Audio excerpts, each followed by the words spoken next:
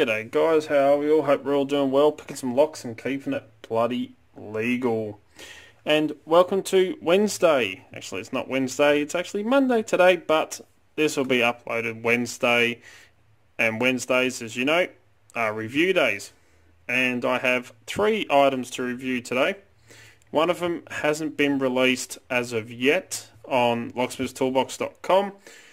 It will be put up on the site within, today being Monday, the next 48 hours. So hopefully by Wednesday it'll be up on the site to be able to be purchased. And I will cover the one that hasn't been released just yet. So I do not have a price for it. But it is the Sparrows Dark Shift badge. We have a Velcro back and it is a rubber badge with a bloody awesome logo. I really do like this. As you know, I love the Sparrows logo. Very simple. It's mainly just the old-fashioned keyway style as they have on their products, but I absolutely love it. Simple yet elegant. And we have a pretty badass skull, and this is the Dark Shift. So it's the badge that matches in with the Dark Shift set, which I have sitting right here. You can tell it's the Dark Shift by the handles. So an absolute awesome set of picks, but this badge has not been released onto their site just yet, so I'm the first one to get one from them, and it is absolutely fantastic. This is going to be sitting up on the backboard here, where you've seen it the last couple of videos, but it is an awesome product, and they will have it up on their site hopefully by Wednesday. So definitely go and get yourself one of these as soon as they are released. They are fantastic, and who doesn't love a badass badge like that on their carry case or backpack or whatever it may be. Absolutely awesome.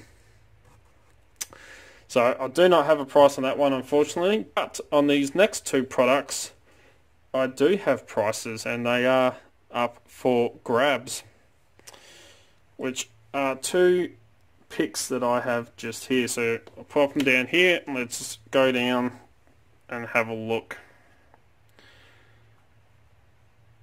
So the first one I'm going to cover is the Warlock by Sparrows, and as you can tell, it is quite an oversized rake. If I grab your standard bow guitar, as you can see, it is absolutely massive, quite like the Octo rake that Sparrows have done. It is a lot bigger than the Octo rake. We all know the Octo rake is absolutely huge. This thing is even bigger. Now, it was originally designed to work in pin tumbler locks, and I just grabbed one that I had sitting on the side just here, and a little Master Lock 40mm padlock, which little 4-pinner, but as you can see, it's got some pretty good bitting. And this pick was originally designed to work in locks, or pin tumbler locks, so I'm just going to grab it. Good thing about this is it is reversible, so you can use it that way or that way, but you know, I found you can single pin pick using the tip of this rake. So if I do that, just work my way through.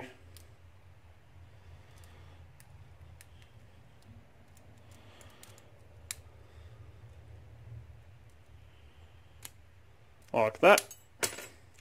Well, it was open. I dropped the tensioner out of it. Or you can rake with it, but I've found that it does work well. So you can just bully these open. Oh, come on, tensioner keeps sliding out of this.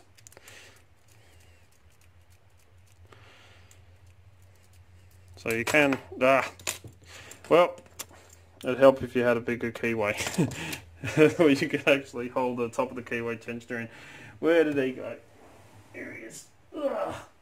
But it does work well for pin tumblers, but where this pick really shines are wafer locks like those for automotive locks, such as this one here. This pick works very well. It's nice, big pick. You can really rock those and rake those wafers in automotive locks. So absolutely well-rounded pick. It is absolutely massive, and it does have a pretty cool picture on it. This is a UV print that they put onto the handle. It does measure 25 thousandths of an inch, not 24. My bad. Of an inch thick, and this is the finish it comes with. So there's no sharp edges. They are tumbled. They're not absolutely perfect. There is a little bit of roughness in here, but for wafer locks it really does not matter. I've been playing around with this pick. I quite like the pitching. If you look very, very closely, you can see a skull and a lone guy walking there. So I really actually quite like the design of this, the picture on it. It's quite spooky, but absolutely fantastic. So as I was saying, it's originally developed and designed for pin tumblers, but it works great for wafers. I will cover the price of this one at the end. And the next pick that I'm going to bring you, which I have been playing around with. Now, originally this pick here, the Sandman, was only available in this form. Then they brought out the Sparrows Dark Shift, which also has a Sandman in it. But this was the first version of it. It has a badass dragon on it. Have a look at that. I love dragons, always have, always will. I actually tattooed one. I've got one on my arm up here, which I tattooed on there. Which is pretty cool. Now this, if you have a look at the actual print, is completely different to some of their newer ones. So if I grab the Medusa that I have and the Warlock, these are both UV prints, and as you can see, I've worn off the one on the Medusa where I've been using it that much. Whereas the Sandman has the same print as the Octo Rake, which they say is a laser engraved print. So it won't wear off as easily as the UV prints, which I have found, because I've used the Octo Rake quite a bit, playing around with it, and I'm yet to wear off that print. So that is one thing I do like, and I wish they kind of use these UV prints, or the laser prints, sorry, for the UVs instead. But the Sandman is a pretty cool little pick. You're either going to love it or you're going to hate it. It's one of those kind of picks. Like all hybrid picks, you know, you either love them or you hate them. Because of the size of the actual pick tip, it does kind of limit you with what locks that it can be used in. So you need a pretty wide open keyway. But this is kind of like a multi-use pick. It's both, it can be used for raking, kinetic attacks, and single pin picking, so it's like 3 in 1. And it is designed for pin tumblers. So I have a nice wide open keyway here on this master lock, and don't know why I'm using the master lock, but I can use the double peak side to kind of kinetically lose my tensioner. Right, let me grab the bottom of the keyway. I should have done that at the start. So I can use it as a bit like a kinetic rake. You can see it kind of gets stuck because of the sheer size of it. I may have to stick the top of the keyway. Just really try and hold that tensioner in there. So I can use it as more like a, as I was saying, a kinetic.